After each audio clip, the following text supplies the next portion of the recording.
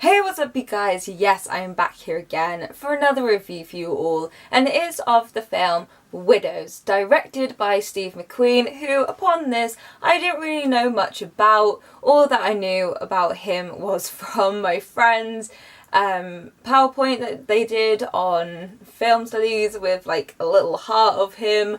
So every time I heard Steve McQueen or seen Steve McQueen, that's all I could picture. But I did a little bit more research and I realised that he directed 12 Years a Slave, which was one of the best pictures a couple of years ago. But anyway guys, apart from the amazing director behind this, it has an amazing cast in this.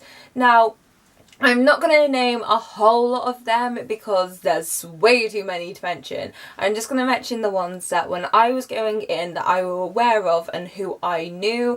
So that consists of Viola Davis, Liam Neeson, Elizabeth Debicki, Michelle Rodriguez, Daniel Kaluuya and Colin Farrell. So the narrative consists of these four guys who have gone and went on this heist and then they end up dead. Now the kind of crime bosses of Chicago, they are not happy about this because they want their money. So the debt from the husbands are carried over to the wives, and these wives basically have to pay it off themselves.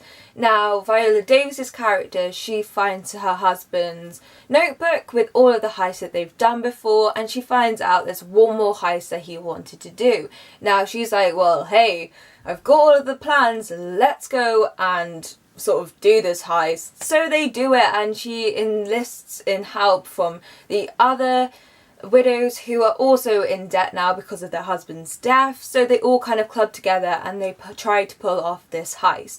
So the one positive that I have with this film is the use of mirrors. Now throughout the whole film it's a very gorgeous looking film, the aesthetics in this is incredible, but there's one thing that I particularly liked about this is the use of mirrors and reflections and how they are used kind of to stage it. Now me being a film student, my kind of like brain was going, oh look, it's all these possibilities, and it was just kind of nice to see this. And I feel like the shots, they all kind of mattered, they all had a reason to be there. Now there was one scene that was a little bit unconventional I think for me, and I was kind of waiting for the cut to happen, and it's Colin Farrell's character and his like associate in the car, and you don't see them at all, but they're speaking. You can hear them speak, but you don't see it. You're just on the sort of bonnet of the car and you're following them sort of drive, and you get to see the scenery. And at first I was like, and cut to them talking. Actually, on reflection, it really helped further his character and how snobby he is, and he never did. And I was kind of a bit like, this is very unconventional. And then I kind of sat back after it and I was like, no, it's to show how he's going from poverty into this lovely, lovely neighbourhood, and it's to show kind of like the contrast between the two. Now, this was a shock factor for me because I absolutely adore this person and I did not know that he scored this film, but Hans Zimmer scored WIDOWS, and I was kind of listening to it and I didn't like a lot of the pieces, don't get me wrong, but some of the pieces I was like really like engaged in it because of the music, especially the heist scene. I was very much like, ooh, invested in this because of the music. And when I found out that Hans Zimmer did the score for this, I was like, oh my god, it's Hans Zimmer! I love this film even more. Now the next notable thing about this film is the twist. Now I was kind of a bit like, oh my god, there's so many twists, and I loved it. And I didn't see this coming. Now usually I'm quite, not being a bit like, but I kind of can begin to predict when there's a twist coming and what twist that's going to be. But I was engaged in this story, and I kind of, unlike Fantastic Beasts, I was engaged in the story, so I thought I would pick it up. And it just shows how well crafted this film was in terms of story and narrative, and they wouldn't have been able to be pulled off if it wasn't so meticulously done.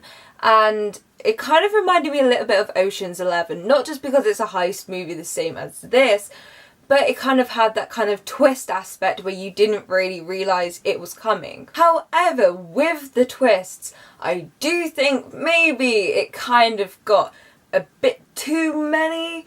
At the start you've got a few that kind of just trickle in and out, but at the end there's like a massive wad of just twists, and I'm like, can you just take a chill pill? Just chill it, because I feel like if you're doing too many, it kind of lacks its like shock factor. You're not as shocked and like, oh my god, you're just there like, when's the next one gonna come?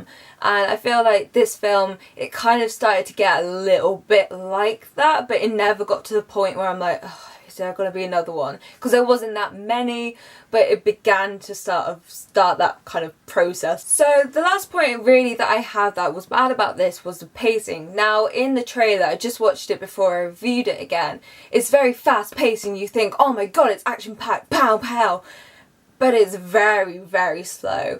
Now in some good parts it lets the characters breathe a little bit more, and you get to see the hardships of them losing their husbands, and it gives it kind of time to develop. However, I do think you could cut some parts out of the running time, because it is 2 hours and 10 minutes, which isn't very long much anymore for your conventional full feature length type film. But I do think you could cut it down, because there is just so much character development that feels a little bit unnecessary. Now there's Elizabeth Debicki's character that I do think kind of could have been cut down a little bit. Now I know she was the second sort of major part in this story, but she kind of, the thing with her like boyfriend type, sugar daddy type thing, it kind of just felt a little bit like, ew. Yeah, he kind of helped you get the floor pans type things, woo. It just didn't really add anything to it, and I do think some parts were a little bit unnecessary, but then that could just be me going, I just want to get to the heist, because there were very cool aspects, and as I said, it allowed Viola Davis especially to breathe in this and to show her emotions, and it was just very nice to see how they are affected from it. But I just do think you could cut out some of the plot lines that were just a little bit unnecessary. So overall, my thoughts in this film is that it is actually a really good film. Now my standout performance, of course, is the dog. That dog is adorable, it's precious. At one point the kind of bad man kind of like grabs it by the collar and it squeals, and I'm like, oh my god, please don't do anything that hurts it, because it's precious and I love it. But apparently, according to Dan Morrill, it's the same dog from Game Night, and that just makes me love it even more. Like, that dog should like win an Oscar, like, come on. So no, I actually do have some like overall points.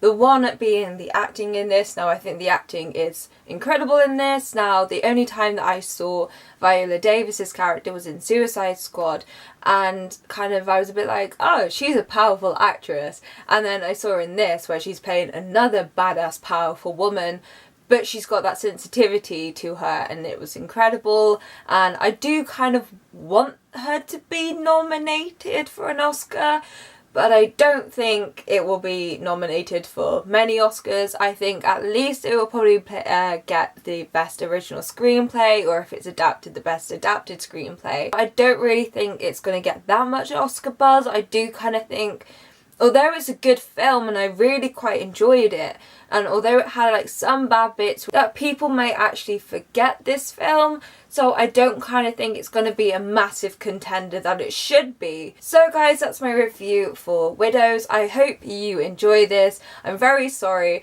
I'm in a massive hoodie and my hair's really bad and I'm full of a cold. I've just been ill and now I'm ill again, so I'm kind of a bit all over the place today. I look like a mess right now and I'm living for it. It's part of my aesthetic. But anyway guys, if you really enjoyed this review, please leave a like down there. If you liked Widows or you didn't like Widows, please tell me what you thought about it in the comments down below, or you can follow me on all of my social media. The links are in the description. I love having conversations with you guys about films, so please come over and talk to me about them. I do enjoy it. And anyway guys, I hope to see you again soon for another review. I don't know what it will be yet, but I will see you guys soon. Bye bye!